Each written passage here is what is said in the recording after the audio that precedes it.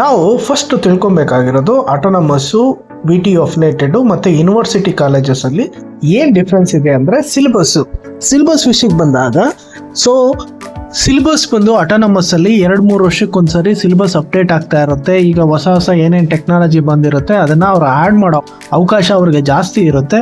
So ಏನೇ ಮಾಡಿದ್ರು ಅವರು ಆಟೋನಮಸ್ ಕಾಲೇಜವರು ಅವರೇ ಸಿಲೆಬಸ್ನ ಆ್ಯಡ್ ಮಾಡ್ಕೊತಾರೆ. ಅದೇ ಥರ ವಿ ಟಿ ಯು ಅಫಿಲಿಯೇಟೆಡ್ ಕಾಲೇಜವ್ರಿಗೆ ಅವರು ಕಾಲೇಜಸ್ಗೆ ಆ ಆಪ್ಷನ್ಸ್ ಇರೋದಿಲ್ಲ. ವಿ ಟಿ ಯು ಯೂನಿವರ್ಸಿಟಿಯಿಂದ ಅವ್ರಿಗೆ ಸಿಲೆಬಸ್ ಬರುತ್ತೆ, ಆ ಸಿಲೆಬಸ್ ಪ್ರಕಾರ ಅವರು ಫಾಲೋ ಮಾಡ್ತಾರೆ. ಅದೇ ಥರ ಪ್ರೈವೇಟ್ ಯೂನಿವರ್ಸಿಟಿ ಅಥವಾ ಡೀಮ್ಡ್ ಯೂನಿವರ್ಸಿಟಿ ಅಂದರೆ ಅವರೇ ಆದ ಯೂನಿವರ್ಸಿಟಿ ಒಂದು ಗೈಡ್ಲೈನ್ಸ್ ಇಟ್ಕೊಂಡಿರ್ತಾರೆ. ಸೊ ಅವ್ರ ಅಂಡ್ರಲ್ಲಿರೋ ಕಾಲೇಜಸ್ಗೆ ಅವರೇ ಸಿಲೆಬಸ್ನ ಫ್ರೇಮೇ ಮಾಡಿ ಕೊಡ್ತಾರೆ. ಸೊ ಈ ನಿಮಗೆ ಇದರಲ್ಲಿ ಯಾವುದರಲ್ಲಿ ಹೊಸ ಟೆಕ್ನಾಲಜಿ ಕಲಿಬೋದು ಅಂತ ಏನಾದರೂ ಡೌಟ್ ಇದ್ದರೆ ಜನರಲ್ ಆಗಿ ಆಟೋನಮಸ್ ಅಥವಾ ಯೂನಿವರ್ಸಿಟಿಯಲ್ಲಿ ಅಪ್ಡೇಟೆಡ್ ಸಿಲೆಬಸ್ ಬರ್ತಾ ಇದೆ. ಇತ್ತೀಚೆಗೆ ವಿ ಟಿ ಯು ಅಲ್ಲಿನೂ ಅಷ್ಟೇ 2 ವರ್ಷಕ್ಕೆ 3 ವರ್ಷಕ್ಕೆ ಸಿಲೆಬಸ್ ಅಪ್ಡೇಟ್ ಮಾಡ್ತಿದ್ದಾರೆ. ಸೊ ಈಗ ನೆಕ್ಸ್ಟ್ ವೆರಿ ಇಂಪಾರ್ಟೆಂಟ್, ಯಾವುದರಲ್ಲಿ ಎಕ್ಸಾಮು ಡಿಫಿಕಲ್ಟ್ ಆಗಿರುತ್ತೆ ಅಂತ. ಸೊ ಈಗ ಆಟೋನಮಸಲ್ಲಿ ಏನಾಗುತ್ತೆ ಅಂದರೆ ಕ್ವಶನ್ ಪೇಪರ್ ರೆಡಿ ಮಾಡೋದು ಕಾಲೇಜವರೇ ಫ್ಯಾಕಲ್ಟಿ ಆಗಿರ್ತಾರೆ. ಸೊ ನಿಮಗೆ ಅವ್ರು ಏನು ಪಾಠ ಮಾಡಿರ್ತಾರೋ ಅದ್ರ ಬೇಸ್ಡ್ ಮೇಲೆ ಎಕ್ಸಾಮಿನೇಷನ್ ಪೇಪರ್ ರೆಡಿ ಮಾಡ್ಕೊಳ್ತಾರೆ. ಸೊ ಅದರಿಂದ ನಿಮ್ಗೆ ಏನು ಪಾಠ ಕೇಳಿರ್ತಾರೋ ಅದ್ರ ಮೇಲೆ ಕ್ವಶನ್ ಪೇಪರ್ ಬರೋದ್ರಿಂದ ಈಸಿ ಅನಿಸುತ್ತೆ. ಅದೇ ವಿ ಟಿ ಯು ಅಲ್ಲಾದರೆ ಅವ್ರದ್ದೇ ಆದ ಒಂದು ಸಿಲೆಬಸ್ ಇರುತ್ತೆ, ಅದ್ರ ಮುಖಾಂತರ ಐದರ್ ಈ ಕಾಲೇಜಲ್ಲಿ ಪಾಠ ಮಾಡಿದ್ದಾರೋ ಇಲ್ವೋ ಅನ್ನೋ ತಿಳ್ಕೊಳೋದಿಲ್ಲ. So according to the syllabus ಅವ್ರು ಕ್ವಶನ್ ಪೇಪರ್ ಸೆಟ್ ಮಾಡ್ತಾರೆ. ಸೊ ಯಾವುದೋ ಒಂದು ಕಾಲೇಜಲ್ಲಿರೋ ಪ್ರೊಫೆಸರು ಕ್ವಶನ್ ಪೇಪರ್ ಸೆಟ್ ಮಾಡಿರ್ತಾರೆ. ಸೊ ನಿಮಗೆ ಎಲ್ಲ ಕಾಲೇಜಸ್ಗೂ ಸೇಮ್ ಕ್ವಶನ್ ಪೇಪರ್ ಬರುತ್ತೆ. ಸೊ ಕಂಪೇರ್ ಮಾಡಿದ್ರೆ ಆಟೋನಮಸ್ಗೆ ನಿಮ್ಗೆ ವಿ ಟಿ ಯು ಅಫಿಲಿಯೇಟೆಡ್ ಕಾಲೇಜಸಲ್ಲಿ ಸ್ವಲ್ಪ ಕಂಪ್ಯಾರಿಟಿವ್ಲಿ ಟಫ್ ಇರುತ್ತೆ. ಅದೇ ಥರ ಯೂನಿವರ್ಸಿಟಿ ಆದರೆ ಇದು ಸೇಮ್ ಆಟೋನಮಸ್ ಥರನೇ. ಸೊ ಅದೇ ಅವರೇ ಪ್ರಿಪೇರ್ ಮಾಡೋದ್ರಿಂದ comparatively V T U affiliated colleges compare ಮಾಡಿದ್ರೆ ಯೂನಿವರ್ಸಿಟಿ ಮತ್ತು ಆಟೋನಮಸ್ ಕಾಲೇಜಸಲ್ಲಿ ಸ್ವಲ್ಪ ಕಂಪ್ಯಾರಿಟಿವ್ಲಿ ಫ್ರೀಯಾಗಿ ಸ್ವಲ್ಪ ಈಸಿಯಾಗಿ ಇರುತ್ತೆ. ಸೊ ಯಾವುದರಲ್ಲಿ ಪಾಸ್ ಆಗ್ಬೋದು ಅಂತ ಅಂದ್ಕೊಂಡ್ರೆ ಆಟೋನಮಸ್ಸು ಯೂನಿವರ್ಸಿಟಿಯಲ್ಲಿ ಈಸಿಯಾಗಿ ಪಾಸ್ ಆಗ್ಬೋದು ಕಂಪೇರ್ ಮಾಡಿದ್ರೆ ವಿ ಟಿ ಯು ಅಫಿಲಿಯೇಟೆಡಲ್ಲಿ. ಸೊ ನೆಕ್ಸ್ಟ್ ಪ್ಲೇಸ್ಮೆಂಟ್ ಆಪರ್ಚುನಿಟೀಸ್ ಹೆಂಗಿರುತ್ತೆ ಅಂತ. ಸೊ ಈಗ ಬೆಂಗಳೂರಲ್ಲಿರೋ top colleges R V, B M S, MSRIT, RNSIT ಇವೆಲ್ಲ ಬಂದು ಆಟೋನಮಸ್ ಆಗಿದೆ. ಸೊ ಆಟೋನಮಸ್ ಕಾಲೇಜಸಲ್ಲಿ ಮೇನ್ ಅದು ಒಳ್ಳೆ NAC A+ ಗ್ರೇಡ್ ಇದ್ದರೆ ಅದನ್ನು ಆಟೋನಮಸ್ ಆಗಿ ಅವ್ರು ಬೇಕಾದರೆ ಅಪ್ಲೈ ಮಾಡ್ಬೋದು. ಸೊ ಟಾಪ್ ಫೆಸಿಲಿಟಿ ಇರೋ ಕಾಲೇಜಸ್ ಮಾತ್ರ ಆಟೋನಮಸ್ ಸ್ಟೇಟಸ್ ಕೊಡ್ತಾರೆ. ಸೊ ಪ್ಲೇಸ್ಮೆಂಟ್ ಫೆಸಿಲಿಟಿನೂ ಚೆನ್ನಾಗಿರುತ್ತೆ. So V T U affiliated colleges ಎಲ್ಲ ಕಡೆ ವಿ ಟಿ ಯು ಅಂಡರಲ್ಲಿ ಹೊಸ colleges V T U under affiliated ಇರುತ್ತೆ. ಕಂಪ್ಯಾರಿಟಿವ್ಲಿ ಆಟೋನಮಸ್ ಕಾಲೇಜಸ್ ಕಂಪೇರ್ ಮಾಡಿದ್ರೆ ವಿ ಟಿ ಯು ಅಫಿಲಿಯೇಟೆಡ್ ಕಾಲೇಜಸಲ್ಲಿ ಸ್ವಲ್ಪ ಕಡಿಮೆ ನಿಮಗೆ ಪ್ಲೇಸ್ಮೆಂಟ್ಸ್ ನೋಡ್ಬೋದು. ಕೆಲವು ಅದರಲ್ಲೂ ಒಳ್ಳೆ ಕಾಲೇಜಸಲ್ಲಿ ನಿಮಗೆ ಚಾನ್ಸಸ್ಸು ಜಾಸ್ತಿ ಇರುತ್ತೆ.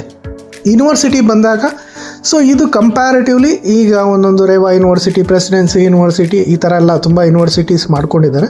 ಸೊ ಇದರಲ್ಲೂ ಅಷ್ಟೇ ಓಕೆ, ಒಂದು ರೇಂಜಿಗೆ ಪ್ಲೇಸ್ಮೆಂಟ್ಸು ಪರವಾಗಿಲ್ಲ. ಸೊ ನಿಮಗೆ ಫೈನಲಾಗಿ ನಿಮ್ಗೆ ಏನು ಡೌಟ್ ಇರುತ್ತೆ ಅಂದರೆ ಡಿಗ್ರಿ ಮುಖ್ಯನಾ ಅಥವಾ ಕಾಲೇಜ್ ಮುಖ್ಯನಾ ಅಂದರೆ ಕೆಲವು ಕಂಪ್ನೀಸ್ಗೆ ಕಾಲೇಜು ಬ್ರ್ಯಾಂಡು ಇಂಪಾರ್ಟೆಂಟ್ ಆಗುತ್ತೆ.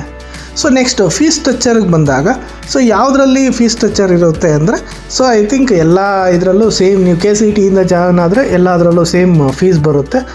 ಸೊ ಮ್ಯಾನೇಜ್ಮೆಂಟಲ್ಲಿ ಹೋದಾಗ ಡಿಪೆಂಡ್ ಆನ್ ದ ಕಾಲೇಜ್ ರೆಪ್ಯುಟೇಷನ್ನು ನಿಮಗೆ ಫೀಸು ವೇರಿ ಆಗುತ್ತೆ. ಸೊ ಈಗ RBL ಹೋಗಿ ಮ್ಯಾನೇಜ್ಮೆಂಟಲ್ಲಿ ಸೇರ್ತೀನಿ ಅಂದರೆ ಸ್ವಲ್ಪ ಕಾಸ್ಟ್ಲಿ ಆಗುತ್ತೆ. ಅದೇ ಥರ ನೀವು ವಿ ಟಿ ಯು ಅಫಿಲಿಯೇಟೆಡ್ ಸ್ವಲ್ಪ ಲೋ ಗ್ರೇಡ್ ಕಾಲೇಜ್ಗೆ ಹೋಗ್ತೀನಿ, ರ್ಯಾಂಕ್ಸ್ ಕಾಲೇಜ್ಗೆ ಹೋಗ್ತೀನಿ ಅಂದರೆ ಸ್ವಲ್ಪ ಕಡಿಮೆ ಫೀಸ್ ಸಿಗುತ್ತೆ. ಸೊ ಈ purely depend on the reputation. So ಇಲ್ಲಿ autonomous, V T U affiliated ಅಥವಾ ಯೂನಿವರ್ಸಿಟಿನ ಅಂತ ಮ್ಯಾಟ್ರ್ ಬರೋದಿಲ್ಲ. Fully depend on the brand of the college ಮೇಲೆ ನಿಮಗೆ ಫೀಸು ಇದು ಡಿಪೆಂಡ್ ಆಗುತ್ತೆ. ಸೊ ಈಗ ನಿಮ್ಗೆ ಏನಾದರೂ ಒಂದು ಡೌಟ್, ನಾವೇನೋ ಜಾಸ್ತಿ ಫೀಸ್ ಕೊಟ್ಟರೆ ಪ್ಲೇಸ್ಮೆಂಟ್ ಗ್ಯಾರಂಟಿ ಕೊಡುತ್ತಾರ ಅಂತ ಏನಾದರೂ ಡೌಟ್ ಇದ್ದರೆ ಫೀಸ್ಗೆ ಮತ್ತು ಪ್ಲೇಸ್ಮೆಂಟ್ಗೆ ಯಾವುದೇ ರೀತಿ ಸಂಬಂಧ ಇರಲ್ಲ. ಸ್ಟೂಡೆಂಟ್ಸ್ ಎಷ್ಟೋ ಜನಕ್ಕೆ ಡೌಟ್ ಇರುತ್ತೆ, ನಾನು ತುಂಬ ಜಾಸ್ತಿ ಫೀಸ್ ಕಟ್ಬಿಟ್ರೆ ನಾನು ಪ್ಲೇಸ್ಮೆಂಟ್ ಕೊಡಿಸ್ತಾರೆ ಅಂತ. ಸೊ ಆ ಥರ ಯಾವುದೇ ರೀತಿ ಅವಕಾಶ ಇರೋದಿಲ್ಲ. ಅಟೆಂಡೆನ್ಸ್ ರೂಲ್ಸ್ಗೆ ಬಂದಾಗ ಆಟೋನಮಸಲ್ಲಿ ಸ್ವಲ್ಪ ಫ್ಲೆಕ್ಸಿಬಲ್ ಇರ್ತದೆ. ವಿ ಟಿ ಯು ಕಾಲೇಜಸ್ ಸ್ವಲ್ಪ ಸ್ಟ್ರಿಕ್ಟ್ ಮಾಡೋ ಚಾನ್ಸಸ್ ಜಾಸ್ತಿ ಇರುತ್ತೆ. ಯೂನಿವರ್ಸಿಟೀಸು ಆ ಕಾಲೇಜಸ್ ಮೇಲೆ ಡಿಪೆಂಡ್ ಆಗಿರುತ್ತೆ. ಸೊ ನಿಮಗೆ ಏನು ಇನ್ನೊಂದು ಡೌಟು ಜನರಲಾಗಿ ಸ್ಟೂಡೆಂಟ್ಸ್ಗೆ ಏನು ಡೌಟ್ ಇರುತ್ತೆ ಅಂದರೆ ಪಾರ್ಟ್ ಟೈಮ್ ಸ್ಕಿಲ್ ಕೋರ್ಸ್ ಮಾಡಬೇಕಂದ್ರೆ ಯಾವುದು ಕಾಲೇಜು ಅಂದರೆ ನೀವೇನದು ಟೈಮು ಆಟೋನಮಸಲ್ಲಿ ಸ್ವಲ್ಪ ಜಾಸ್ತಿ ಸಿಗ್ಬೋದು. ಸೊ ಆಟೋನಮಸ್ಸು ಯೂನಿವರ್ಸಿಟೀಸಿನ ಕಂಪೇರ್ ಮಾಡಿದ್ರೆ ವಿ ಟಿ ಯು ಅಫಿಲಿಯೇಟೆಡ್ ಕಾಲೇಜ್ಗೆ better option. So internship opportunity ಇದು ವೆರಿ ಸಿಮಿಲರ್ ಟು ದ ನಿಮಗೆ ಪ್ಲೇಸ್ಮೆಂಟು. ಸೊ ಆಟೋನಮಸ್ಸಲ್ಲಿ ಸ್ವಲ್ಪ ಜಾಸ್ತಿ ಪ್ರಿಫರ್ ಮಾಡ್ತಾರೆ. ಸೊ ವಿ ಟಿ ಯು ಈಗ ಮ್ಯಾಂಡೇಟ್ರಿ ಮಾಡಿದ್ದಾರೆ, ಒಂದು ಸೆಮಿಸ್ಟರ್ ನೀವು ಇಂಟರ್ನ್ಶಿಪ್ ಮ್ಯಾಂಡೇಟ್ರಿ ಮಾಡಬೇಕು. ಸೊ ಯೂನಿವರ್ಸಿಟೀಸು ಅದು ಡಿಪೆಂಡ್ ಆನ್ ಅವ್ರು ಯಾವ ಥರ ಇಂಡಸ್ಟ್ರೀಸ್ ಜೊತೆ ಟೈಅಪ್ ಆಗಿದ್ರೆ ಅದ್ರ ಮೇಲೆ ಡಿಪೆಂಡ್ ಆಗುತ್ತೆ. ಸೊ ನಿಮ್ಗೆ ಏನಾದರೂ ಇಂಟರ್ನ್ಶಿಪ್ ಮುಖ್ಯನಾ ಅಂದರೆ ಖಂಡಿತ ಪ್ಲೇಸ್ಮೆಂಟ್ಗಿಂತ ಇಂಟರ್ನ್ಶಿಪ್ಪು ತುಂಬ ಎಕ್ಸ್ಪೋಜರು ತುಂಬ ಇಂಪಾರ್ಟೆಂಟು. ಅದರಲ್ಲೇ ನಿಮ್ಮ ಸ್ಕಿಲ್ಲು ಡೆವಲಪ್ ಆಗೋದು. ಸೊ ಹೈಯರ್ ಸ್ಟಡೀಸ್ ಆಪರ್ಚುನಿಟೀಸ್ ಯಾವ ಥರ ಇರುತ್ತೆ ಅಂದರೆ, ಸೊ ನೀವೇನಾದರೂ ಆಟೋನಮಸಲ್ಲಿ ಓದಿದ್ರೆ ಸೊ ನೀವು ಸ್ವಲ್ಪ ರಿಸರ್ಚ್ ಪ್ರಾಜೆಕ್ಟ್ಸ್ ಮಾಡಿರ್ತೀರಿ.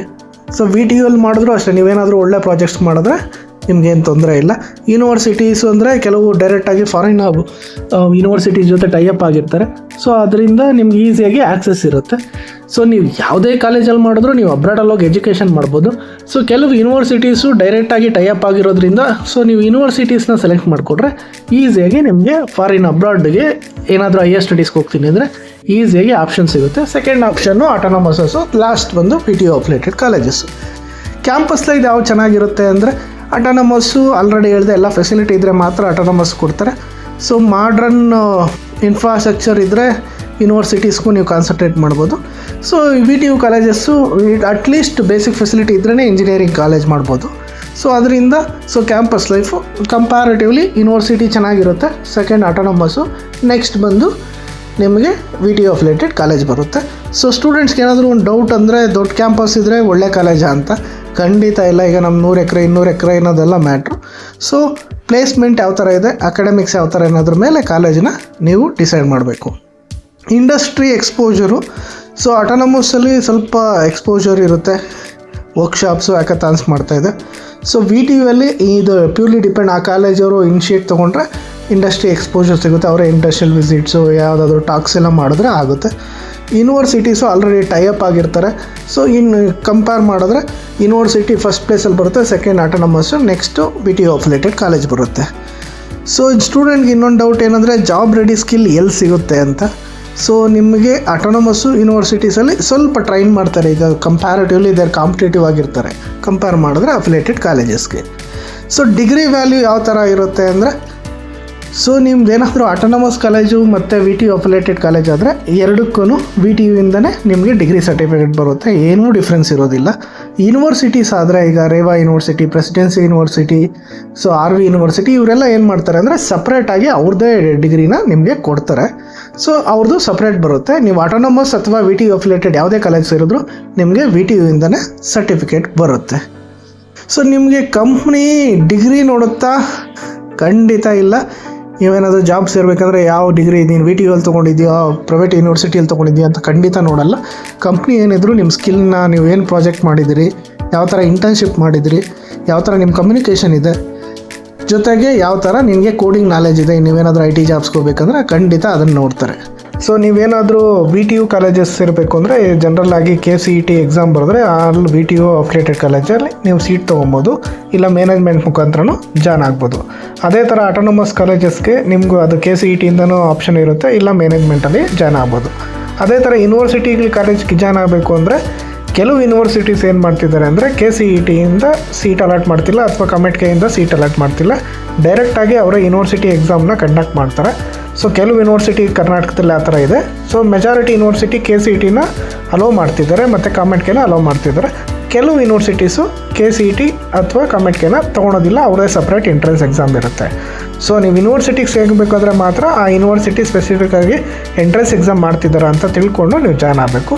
ಅದೇ ನೀವು ಆಟೋನಮಸ್ಸು ಮತ್ತು VTU ಅಫಿಲಿಯೇಟೆಡ್ ಕಾಲೇಜಿಗೆ ಜಾಯ್ನ್ ಆಗಬೇಕು ಅಂದರೆ KCET ಕಮೆಟ್ಕೆ ಎಕ್ಸಾಮಿನೇಷನ್ ಬರೆದಿದ್ರೆ ಖಂಡಿತ ನಿಮಗೆ ಅಲಾಟೆಡ್ ಸೀಟ್ಸು ಸಿಗುತ್ತೆ, ಇಲ್ಲ ಸಿಗಲಿಲ್ಲ ಅಂದರೂ ಮ್ಯಾನೇಜ್ಮೆಂಟ್ ಕೋಟಾದಲ್ಲಿ ಹೋಗ್ಬೋದು.